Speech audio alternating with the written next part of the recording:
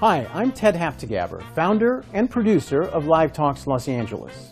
Thanks for joining us. Since we started over a decade ago, we have brought you hundreds of conversations with storytellers, writers, actors, musicians, humorists, chefs, and thought leaders in business and science. You can watch and hear most of these in our YouTube channel and our podcast.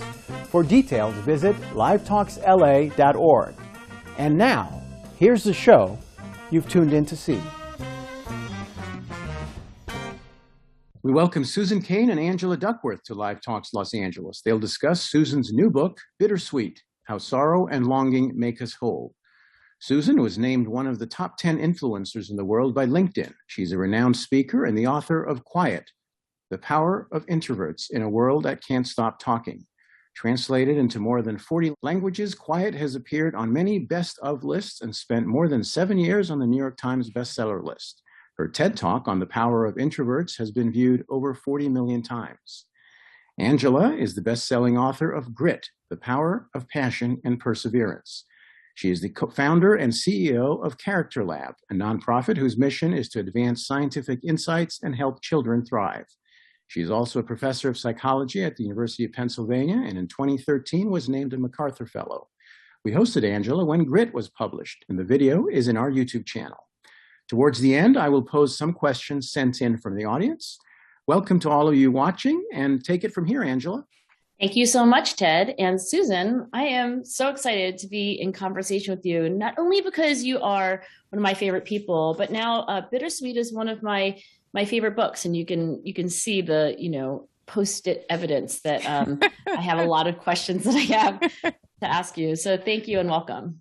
Thank you so much, Ted, for having us both, and thank you, Angela. We're in a bit of a mutual fan club here, so I'm so grateful that you were willing to do this. Thank you.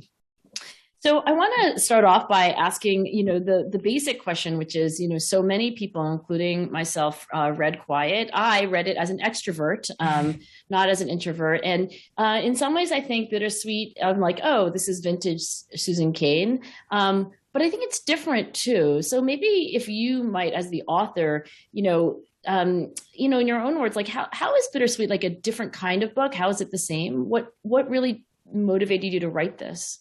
Well, I mean, this book was really my quest that unfolded over 5+ years to grasp the power of a bittersweet and even melancholic way of being in the world. And what I learned is that there's a kind of bittersweet tradition out there in our wisdom traditions and our artistic and literary traditions, and it spans centuries and it spans continents.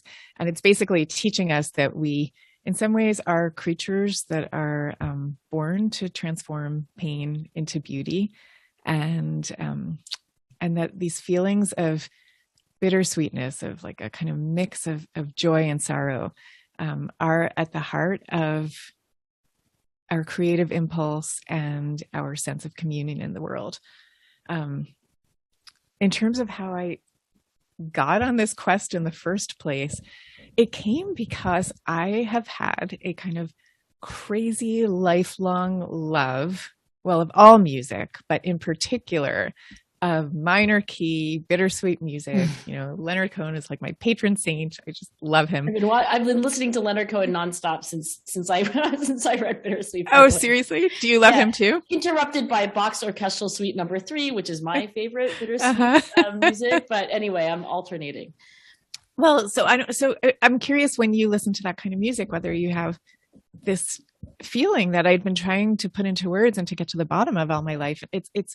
It's like the music is ostensibly sad, but it feels to me like it unleashes an intense joy, and that the joy comes from a kind of communion with all the souls who understand the sorrow that the music is straining to express, and that the musician has the power to transform all of that into beauty. It's something like that.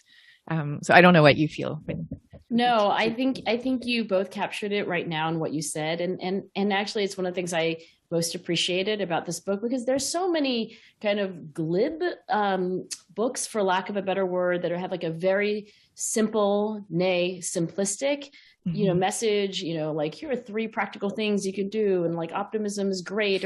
And I don't want to say that these things aren't true, but what I appreciate about Bittersweet is this is a much more nuanced. You're sort of grappling with things that are not just like, oh, all good or all bad, but actually, the very title and the very thesis is about, complexity. And while I was listening to a lot of longing music that you inspired me to listen to, I was like, I was bringing up these music things on YouTube because like, where else do you find them in 2 milliseconds? And just reading the comments, like, the comments, like, I couldn't listen to this without crying. But then in the same comment, it's like, this is the most beautiful, joyous music that, like that there ever was. And so I think you just do a great job. And this is not a glib book. So in that way, I felt like, oh, this is vintage Susan Cain. Let me begin with the first chapter. Wait, can I interrupt you for 1 second before you get to the first chapter? I mean, please, it's funny, yes. like when you use the expression vintage Susan Cain, I thought what you meant at first when you said that is, I feel like the book ended up doing something that was similar to Quiet, which I hadn't expected, like I hadn't known going in. And that thing is the shining a light on a hidden superpower. Like I hadn't really thought about it so much that way. At first, when I started going down this path, I just sort of wanted to answer the question of what the heck was this like joyous melancholy and what did it mean more broadly, not just about music, but what did it mean for all of us in everyday life? But what ended up happening was realizing that this is a kind of particular way of being, that some people are predisposed to those states in general, and that there's a power that comes with it. And lo and behold, the emails that I'm starting to get from early readers are so similar to Quiet in that they keep like, using the word of like permission and validation. You see me, and like I'm realizing that this thing, which could be easily dismissed as a weakness or limitation, is a superpower, and it's certainly, and it's beautiful, and it's part of like our humanity. Yeah, exactly. Yeah, and it's funny because I remember after Quiet talking to a fellow writer who was saying, so what are you going to follow up with? And he was like, next time you could do another personality trait. And I was like, no, I'm not going to do that. Like, I just want to write a book that really matters. I'm not going to just like stick to a brand. You know what I mean? Right. That ended up happening, I guess, in its way. I feel like, I mean, there are other ways that it's vintage Susan Cain, and I mean that in a good way. I mean, to me, this is also a memoir, right? This is like, which truth be told is my favorite genre. So and it is. I love them too. Unusual. Here's when I said I want to begin with the beginning chapter, it's really actually the prelude, which which is appropriate enough term for it. And I actually went and clicked on the link to listen to the Cellist de Sarajevo, and I felt like if there was ever a book that needed a soundtrack, yes, it's definitely Bittersweet. I want to ask you, like, because there's a mood, right? Like the book is about a mood, but then there's a mood to the book, and I think you do such a. And I'm not a music lover, so thank you for like bringing me into that. When I got to the Bittersweet quiz, interesting,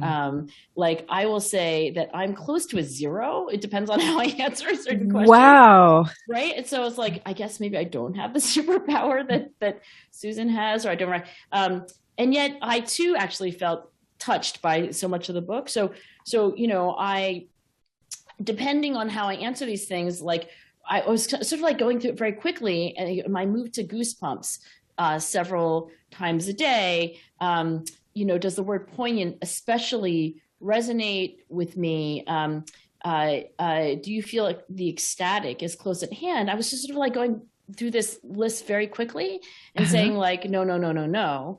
I think actually, interestingly, after reading this book, I would give myself different scores on this. It's like, oh, you caused me to, but tell me a little bit about this quiz, for readers who have not yet gotten to this very early part of your book. How did you generate it, and what do you score on it, et cetera? Okay. So first of all, before we talk about the quiz, I just want to say to the thing you had said before about you feel like the book needs a soundtrack or something like that. I actually have a Bittersweet playlist that I created for anybody who's curious. It's on Spotify, so you can search for it there. So far, it's like my top 40, but I'm going to keep adding to it. I think you just search for Bittersweet and my name, and it should come up on Spotify. Okay. Yeah. Okay, great. And I'm going to add to it over the years. So there's that.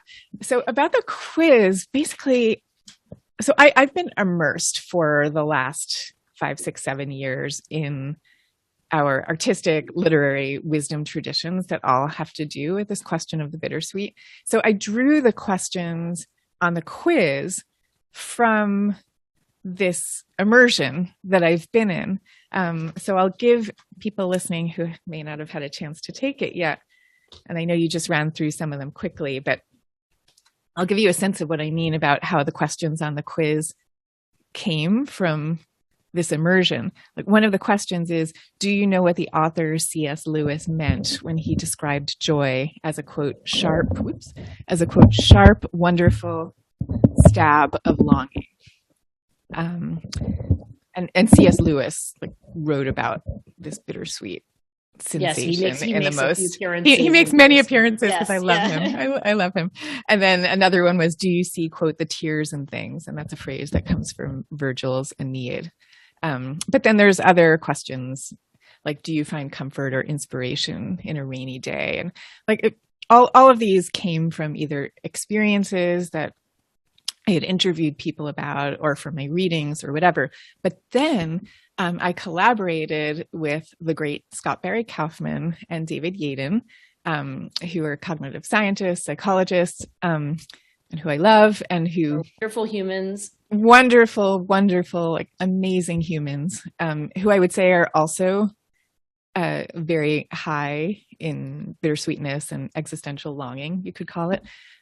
So we collaborated to do preliminary studies of this quiz. That's kind of the stage that it's at now for any academics who are listening. It's in the preliminary phase. And what we found, it was really interesting. We found that, okay, first of all, the quiz is kind of measuring, it's not so much a personality type, it's more like, how much are you predisposed to these states of mind? Like how often would you tend to find yourself in this state of mind of bittersweetness, which you could define as a kind of awareness of the fact that joy and sorrow are forever paired, and a kind of piercing joy at the beauty of the world. And we found that people who are predisposed to these states also tend to be high in a trait that the psychologist Elaine Aron has identified as high sensitivity, which I wrote about in Quiet too, and also high in a state called absorption, which predisposes people to creativity, and moderately high in states of awe and wonder and transcendence. And interestingly, there was no correlation with introversion. So the correlation was more with sensitivity than with introversion. And that was interesting to me. And I guess those results weren't really that surprising, because when you spend years immersed in this tradition the way I have, you see how intimately it's tied up with creativity and spirituality in some way. Maybe the lack of correlation with introversion might be somewhat surprising. Like, you might think, oh, what does somebody who has this temperament or this leaning, like, what are they like? And you just imagine them, on a rainy day, drinking a cup of tea, like with a book of poetry or something, right? So maybe the zero correlation with introversion is a little bit surprising, but some of those associations, regardless, I would say, like, hint at the, I don't even know if I should say it this way, the upside of bittersweet, right? The upside of this melancholic temperament. When you mention Scott and David, who I agree with you are fantastic scientists and fantastic human beings who have this longing a little bit from what I know of them. They're both incubated in the Positive Psychology Center. And I know you talk about the tyranny of positivity in American culture and so forth. So I might ask you, what is positive psychology, and with respect to this as well, right? So there is this tradition of looking at, life above the 0 point and, the positive emotions, and let's not talk about so much, or to the exclusion, let's not talk only about the negative, et cetera. So can you comment a little bit about how Bittersweet figures into popular culture in general and positive psychology in particular? Yes. So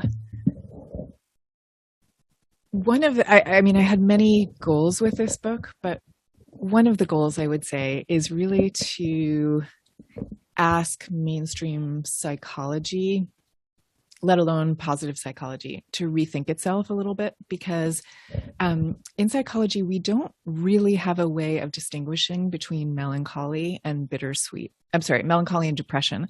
We tend to conflate the two. So much so that, like, if you go into PubMed and type in melancholy, you're just going to turn up a lot of articles on clinical depression. So there is this whole rich tradition in our religions and our artistic tradition that talk about a state of mind that is a kind of beautiful melancholy, but psychology hasn't really looked at that. But what is starting to happen, there are people starting to, sorry, let me back up for a sec. Then you look at positive psychology, which of course has emerged in recent decades and has kind of said, well, in psychology, we've only been looking at kind of the mental disorders of being human, and we need to look at what make people thrive and flourish, which is wonderful. What tended to happen, though, in doing that is that you then have a kind of tendency to focus only on what is positive, what is upbeat, what is optimistic. And lost in that is this sense of the kind of wonder and spiritual longing and creative drive that come from that place where joy and sorrow intersect. And there are people who are starting to write about kind of the idea of a positive psychology 2.0. I don't even know how to say his name, Tim Lomas. I'm not sure how you pronounce that name. He's got an amazing article about the ways in which psychology, or articles, I should say, can kind of move into this new wave of seeing, I don't want to say the positive side, but seeing the limitless potential, let's say, in that place where joy and sorrow intersect. And he actually identifies a whole list of words that I talk about also in the book, that you see in so many different cultures. Words like saudade in Portuguese, which talks about kind of the longing, excuse me, the longing for a love that may never even have existed in the first place, but there's something elemental and fundamental in that longing. And somebody like a Scott Barry Kaufman, who did the quiz with me, and who devoted so much of his time to the work of Abraham Maslow, in his recent book, Transcend. Maslow was talking about this too. In SBK's book, Transcend, he talks about Maslow's concept. I think they were called transcenders, and these were people who are not necessarily kind of happy in the traditional sense, but they have a greater sense of even cosmic sorrow, but also seem to be find more readily available states of transcendence and a feeling of being connected to the all.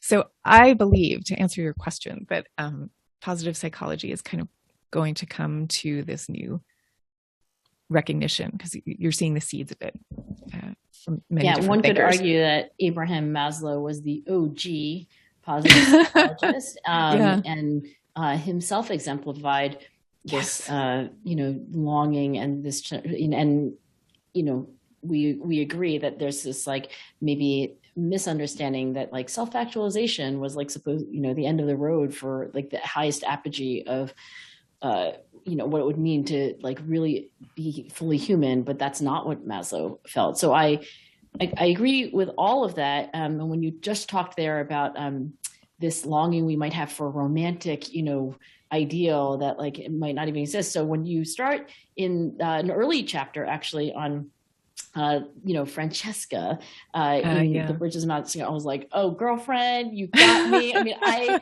literally cannot count how many times I've watched Bridges of Madison County. In that last scene, in the truck, and Meryl Streep's character, Francesca, is like, she's got her hand, like white knuckled on the, on the handle of the car door.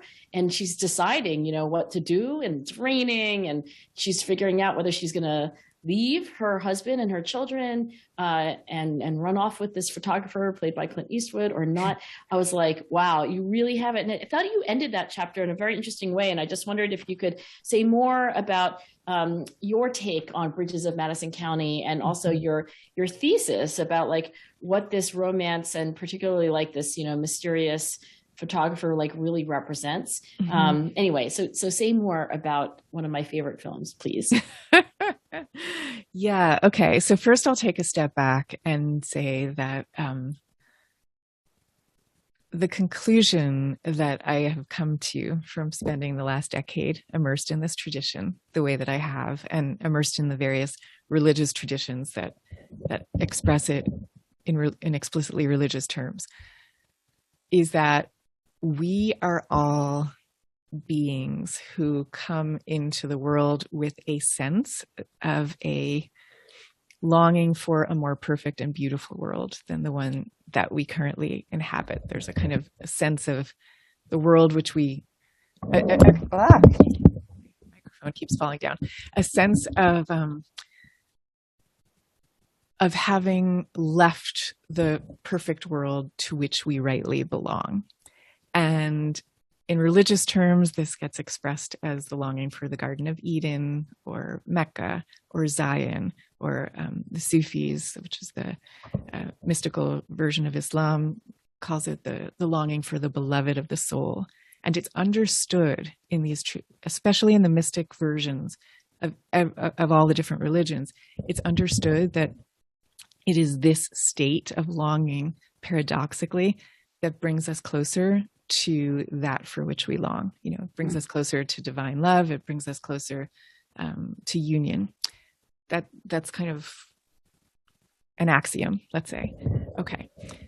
Now you look at a movie or a book like The Bridges of Madison County, which is about, as you say, it's about a woman who's trapped in a below average marriage, let's say.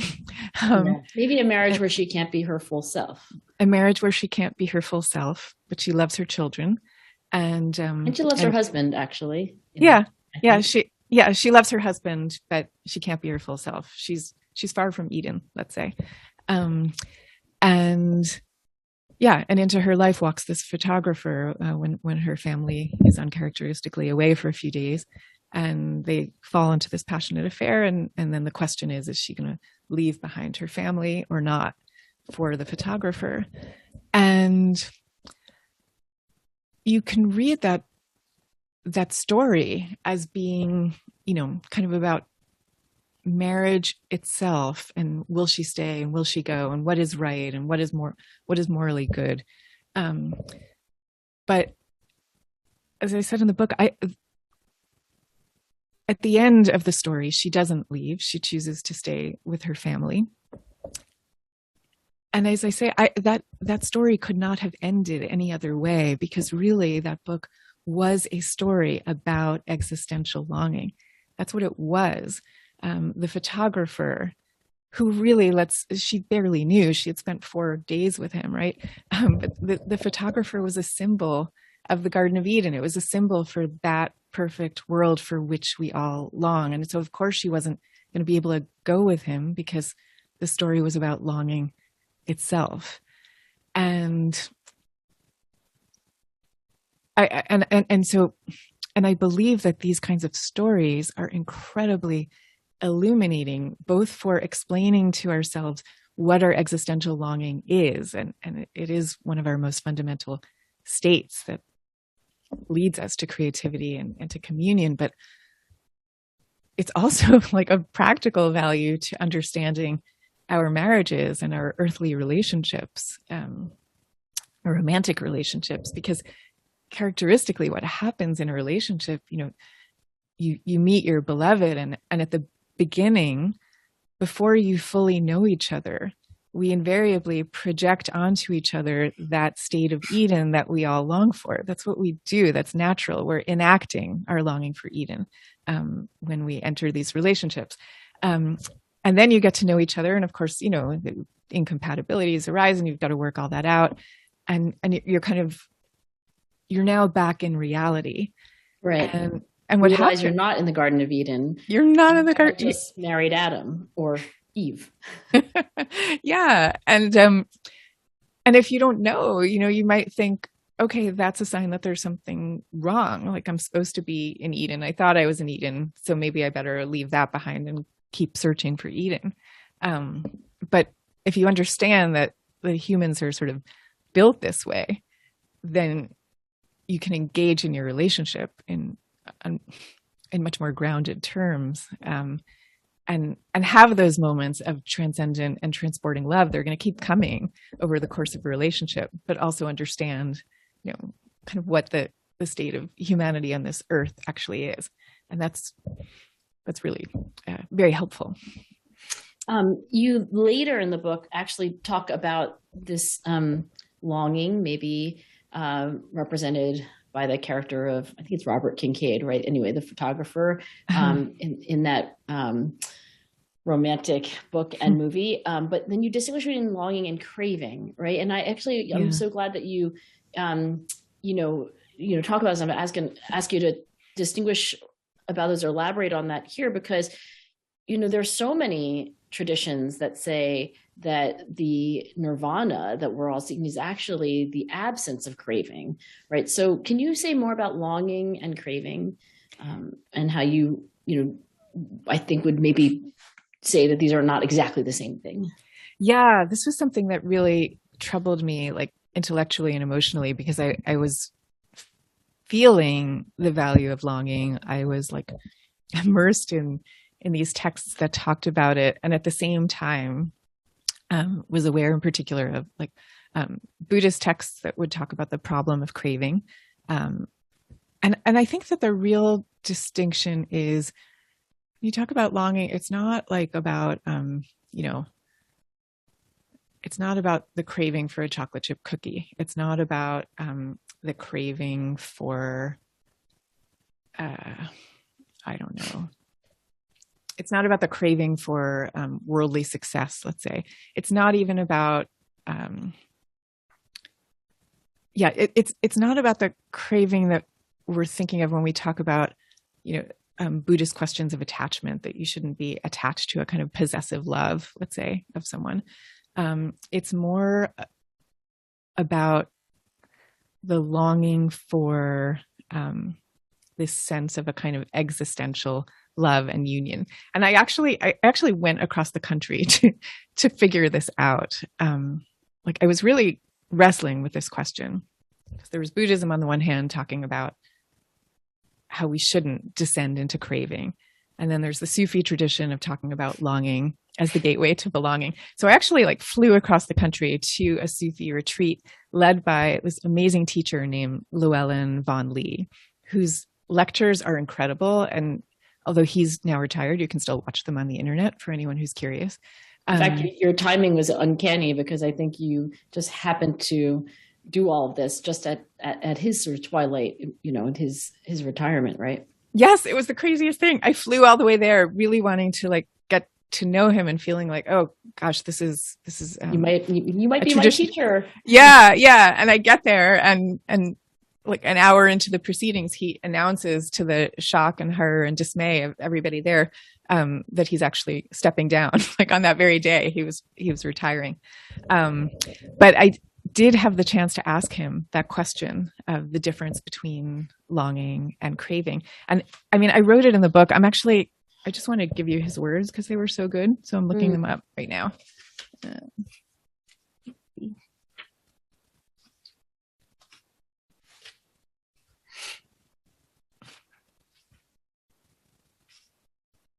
Yeah. Okay.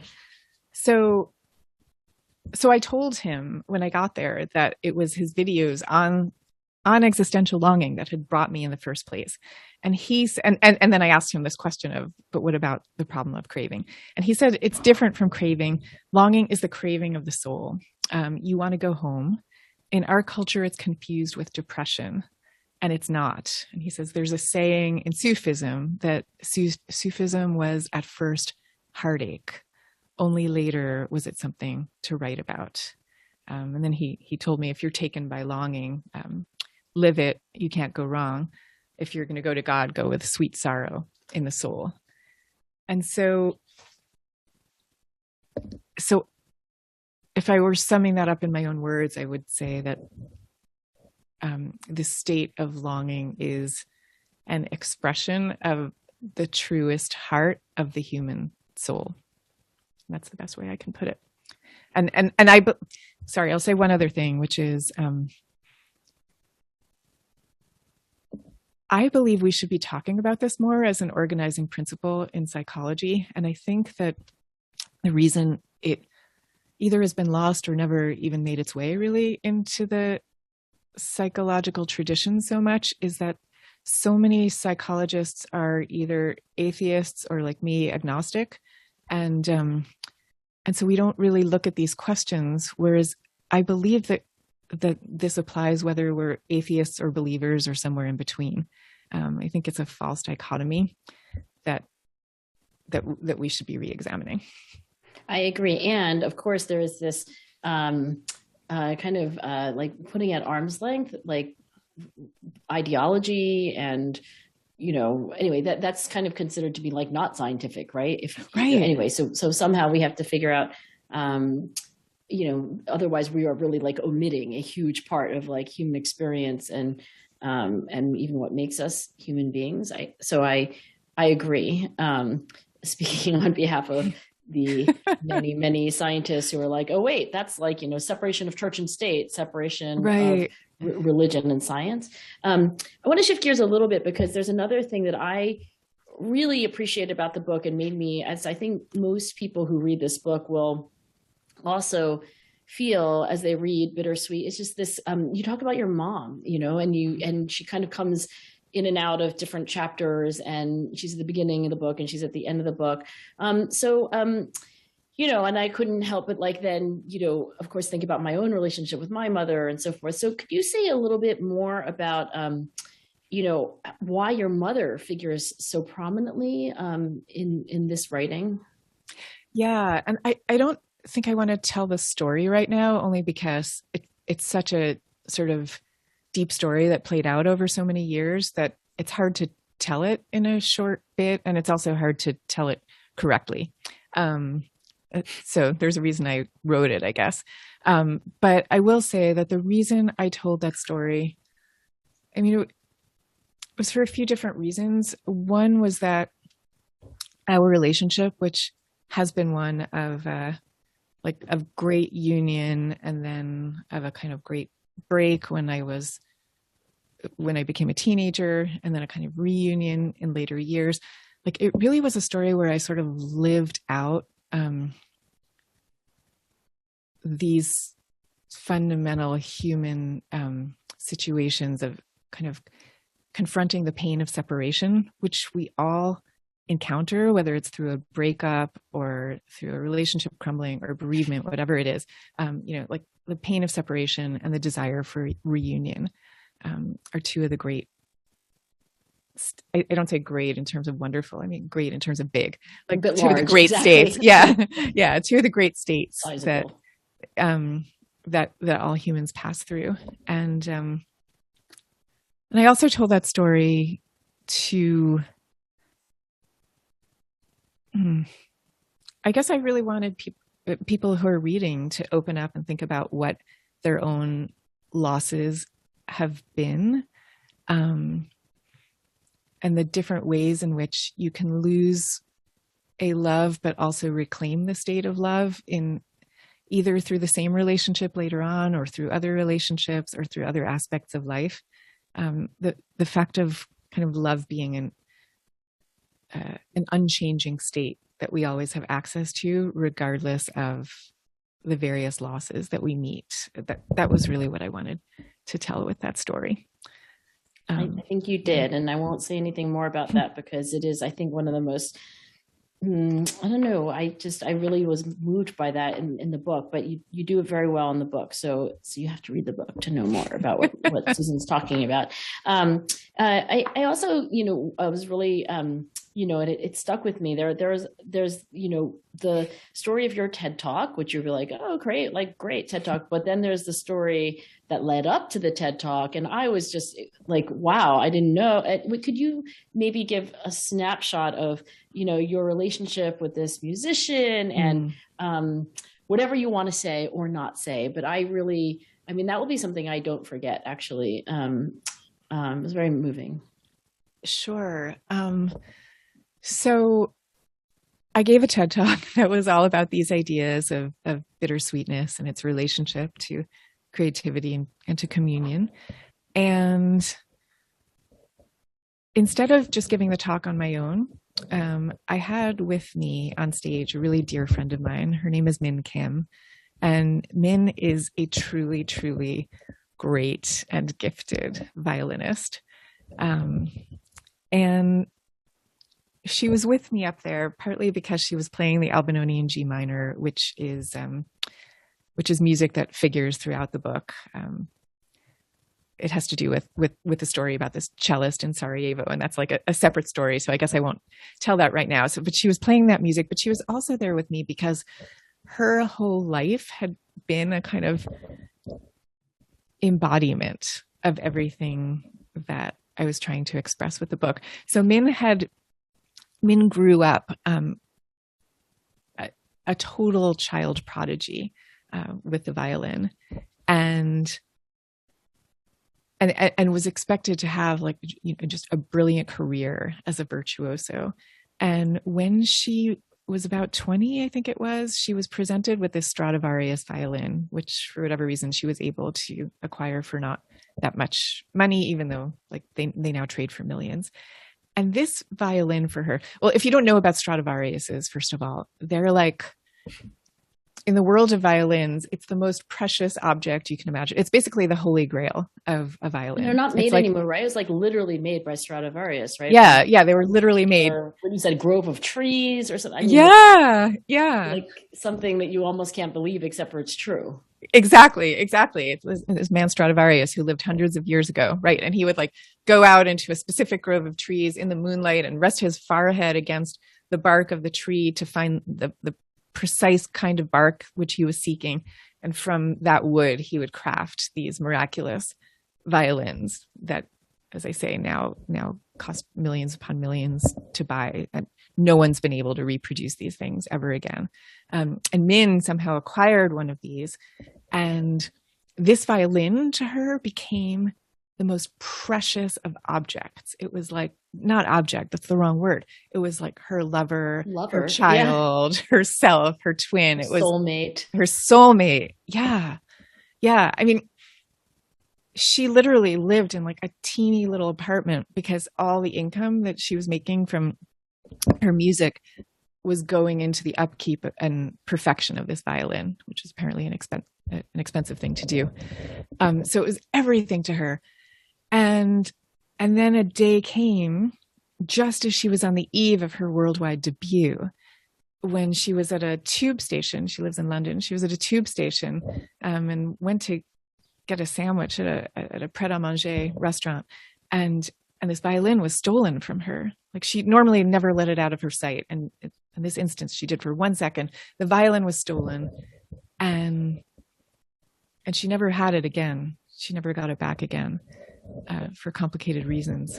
And she fell into a terrible, terrible depression, so much that she just stopped playing completely, on the eve of her worldwide debut. And so this musical career that she had been building up to for her entire life was gone. And Gone is actually the name of a book that she wrote about this years later when she finally emerged from her depression. And she talked about what the loss of this violin had meant to her. And that's how I met Min. We happen to have the same editor who sent me her manuscript. And you fell into, right? I think oh my God. Yeah. Yeah, I totally fell in love with it. I like stayed up all night reading this book, and then and I got to meet Min a few months later. And I told her when I met her that when I read the book, I had this fantasy that the readers of the world would unite to buy the violin back from the oligarch, basically, who, for complicated reasons, now possesses it. And it's too expensive for Min or anyone to purchase back.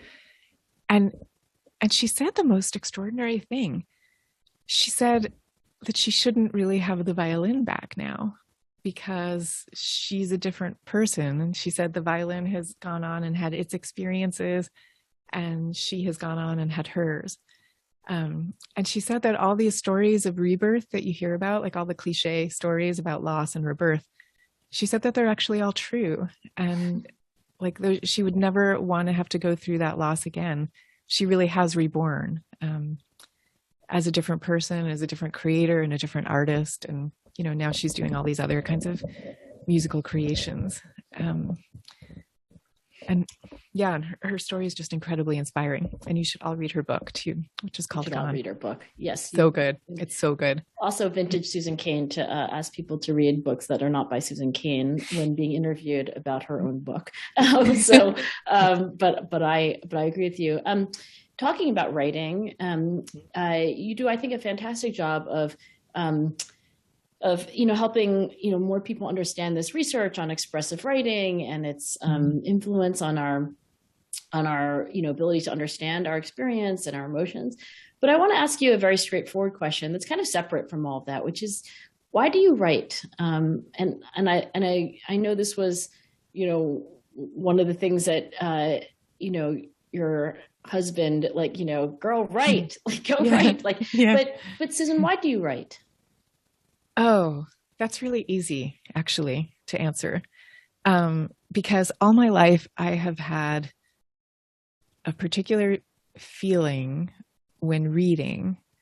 Any reader knows this feeling when the author expresses a truth about what it's like to be alive, and maybe they've expressed it in a way that you've never even thought of before, or you've never been able to articulate quite yet, or maybe not quite so well, or whatever it is. And it's just this amazing moment of communion between you and the author. And maybe the author isn't even alive anymore, but you're still communing. So to me, those are just the most magical, beautiful experiences. And every time I have them, I want to create one of my own. So that's why I do it. And I feel like the mandate of a writer is to tell the truth of what it's like to be alive. That's the way I would put it. Like, to really tell the truth. There's something about writing that gives us the freedom and license to say things that you wouldn't normally say out loud. I am glad that you write. I'm also glad you're not a lawyer, or at least not an active practicing lawyer. It's a good thing. I wonder what feelings you have about this book, which of course you just are publishing now, but you finished writing, a few months ago, I guess, or maybe it's up to, and then really, if you date it from the very beginning of the idea, like spend a decade on, what are your feelings about Bittersweet? I guess my feelings echo in a way the answer that I just gave to the question of why I write, because already I've started to hear from early readers who will say things like, oh my gosh, I've been feeling this way my whole life, and I never knew what it was, or I always thought there was something wrong with it, or I could never put it into words, or whatever. Like, a lot of people saying things like that. And to me, that's just the best thing in the world. And I want the book to be a success and everything. But that's really the state that I'm in it for. You might have readers like me who take the quiz at the beginning and say, I guess I'm a 0 on Bittersweet. But then after reading the book, realizing there is a whole part of who we are, who maybe we have been even neglecting. And, going back to the very beginning, I, would no longer say that I'm a 0, because I think I understand a part of me that I probably didn't even want to embrace in the way that I think you make okay and even beautiful in this book. Why do you think you didn't want to embrace it? if I can ask? Whether it's the tyranny of positivity or just like this image I have of myself as being like a relentlessly cheerful, optimistic person. And also, I never thought of myself as somebody who was aesthetically very sensitive. Everybody else wants to listen to music, but like if you came to my house, Susan, you would just be able to hear a pin drop because there's like, we never are playing music. That's really me. And like my husband, I think is, much more. So I was always like, oh, that's just not who I am. Like I am a rational, cheerful, optimistic person. I don't have a bittersweet bone in my body. And then, reading, and sort of joining you in your like memoir / journey / I was like, oh, right. And then honestly, it was, I started listening to songs that you had suggested, but also like I had heard Hallelujah before by Leonard Cohen. And I had, so I was like, oh yeah, why did I buy that CD-ROM of Bach's orchestral suites when I was like 20 years old? Like maybe I have a little bittersweet in me. So I just want to say that I probably am not one of those readers who was like, oh my gosh, finally somebody sees me for who I am, but more that, oh wow, maybe I should start to look at the whole of me and see some things that I haven't seen before. So, okay. So with that, Susan, I know that there is a coda to your book, and I guess as the last thing that I want to ask you in this conversation before you turn to the readers' questions is, there is this, I remember seeing this from the very cover of the book. I was like, bittersweet, how sorrow and longing make us whole. So, we've talked a lot about longing and how it's different from craving, and it's a beautiful feature of the human condition, and not one that we should reject. But I did wonder, as soon as I saw that, I was like, oh, why sorrow and longing? So maybe if you just have any last words about sorrow and how it's not exactly the same thing as longing. Yeah, well, part of what bittersweetness is about the fact that, regardless of your temperament or whether you think of yourself as a bittersweet person or not, like put all that aside. We live as humans, and into every life will enter joy, and into every human life will enter sorrow. So as much as the book is about a way of being, it's also about just how to grapple with that reality of life, that of joy and sorrow and light and dark being forever paired. And the great lesson that I've taken away from being immersed in this for the last decade is that we're kind of taught that, well, the lesson is that we all are going to have pains that are going to enter our lives. And we have a kind of choice of what to do with that pain when it comes. And one choice is to ignore it or not really wrestle with it. And if we do that, there is a real risk that we can end up taking it out on ourselves in one form or another, whether it's through depression or addiction or whatever it happens to be, or taking it out on other people through abuse or passive aggressiveness or whatever. But there's also this other path of taking pain and transforming it into beauty in one way or another. And we have many different traditions of how we do this. One of my favorite ones is the archetype, the centuries-old archetype of the wounded healer, where the person who has experienced a certain type of wound will then devote themselves to trying to heal that same type of wound in other people. And I give in the book a lot of examples of people who have done this. One of my favorite ones is Maya Angelou, but there's many others. So there's that response to pain. And then there's also the idea of like, whatever pain, whatever sorrow you can't get rid of, to take that and make it your creative offering. So it's not that pain equals creativity. It's rather that creativity is this miraculous tool that we have for taking sorrow and pain and transforming it almost alchemically into something else. So that's my sorrow. I had one thing that was like just echoing in my mind as I read Bittersweet, and to quote the great Carrie Fisher, take your broken heart and turn it into art. I never heard that. Love it. Pretty amazing, right? I wish I had said it, but that's Carrie Fisher. I think Meryl Streep quoted her at the Oscars, I think, after Carrie had passed away. So anyway, I was just knocking around over and over again. And I really think you have done exactly that. So this to me is not just a book. It really is a masterpiece, Susan. So with that, I will pass the mic back to Ted. But I just want to say thank you for this conversation and thank you for writing Bittersweet. Thank you so much, Angela Duckworth, and for being in the world. I am one of your great fans, and thank you. I'll see you at our next dinner party. All right, Ted, over to you. Great. Thank you, Angela. And let's go through some audience questions we have for you, Susan. Okay, first question says, how do introverts process sorrow and pain compared to extroverts? And what can each of them learn from each other to handle it better? Well,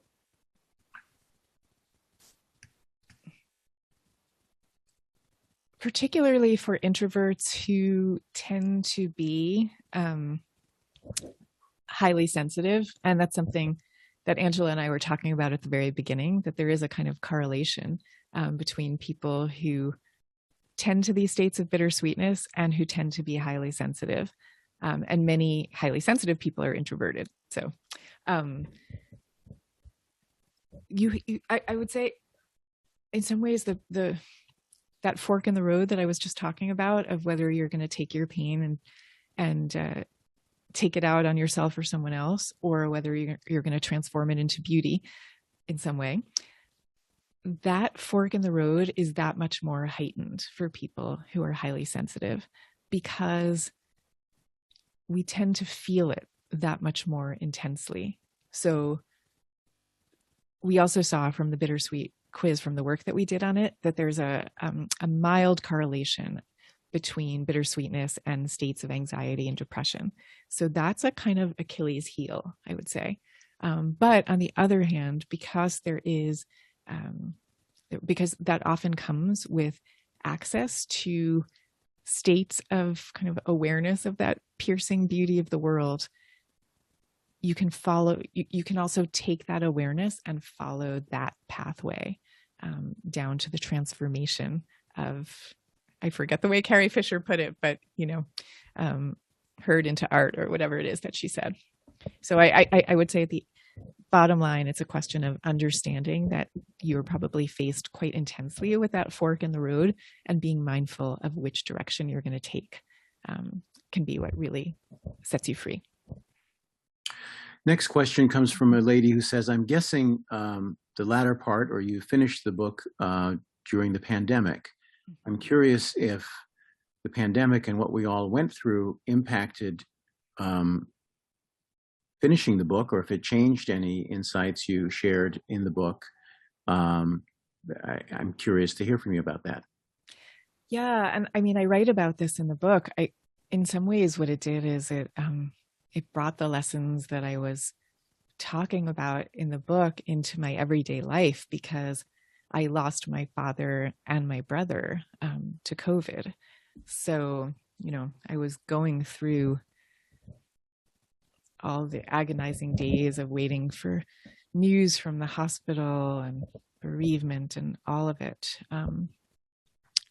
even as I was writing the book. So I guess it's kind of hard to put all of that into words in a quick answer, though I do write about it quite a bit.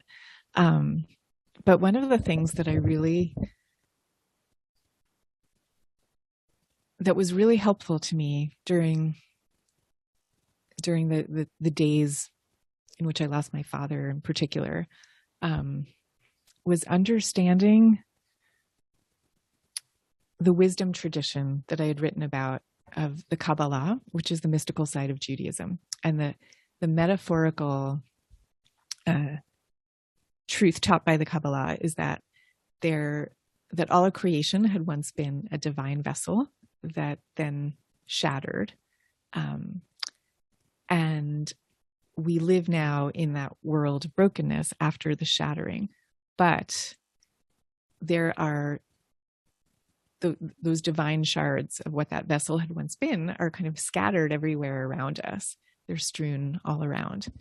And we have the ability to kind of look around us and to pick up those shards of light where we see them. And when I lost my father, I started to realize that that was what he had been doing his whole life, because my father was somebody who was kind of like, he was always doing beautiful things just for the sake of them.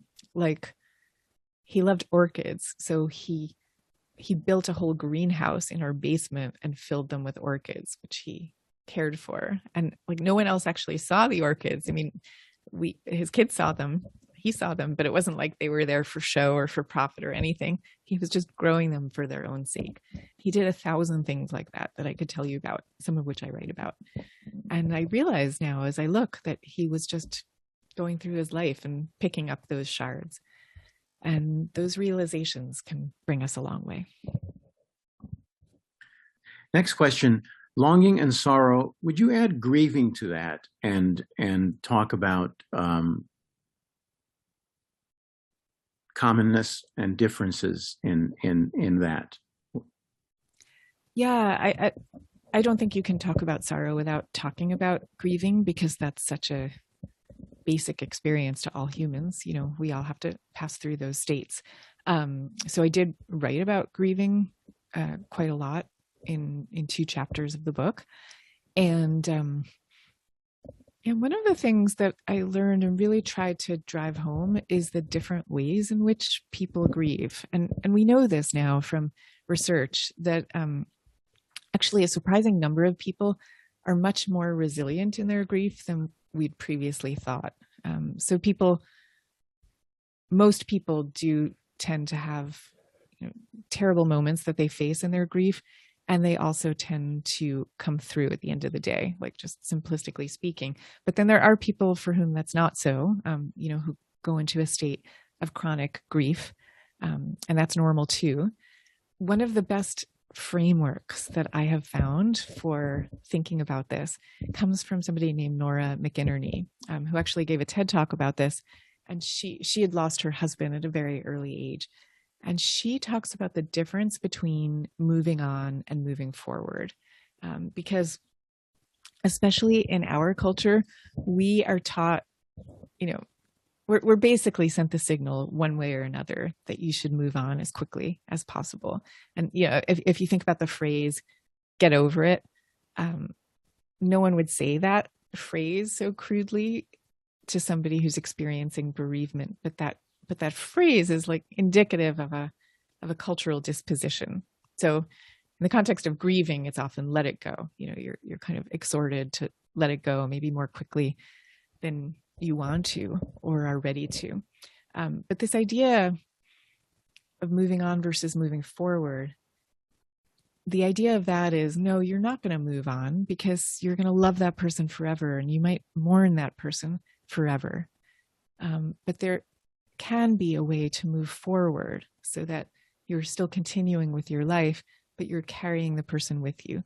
You're carrying their memory with you, not in a way where it becomes burdensome to you and to the people around you, but they're always with you. They're always a part of you. The grief is always a part of you, even as future joys are also a part of you. And I think that's an enormously helpful construct. A couple more questions. Here's one that says, there was a time when children grew up and ended living relatively close to their families. And in fact, it was quite typical to have 3 generations of a family living fairly close. Any insights on what being totally spread across the country, how that has impacted our longing and how we process that? Interesting.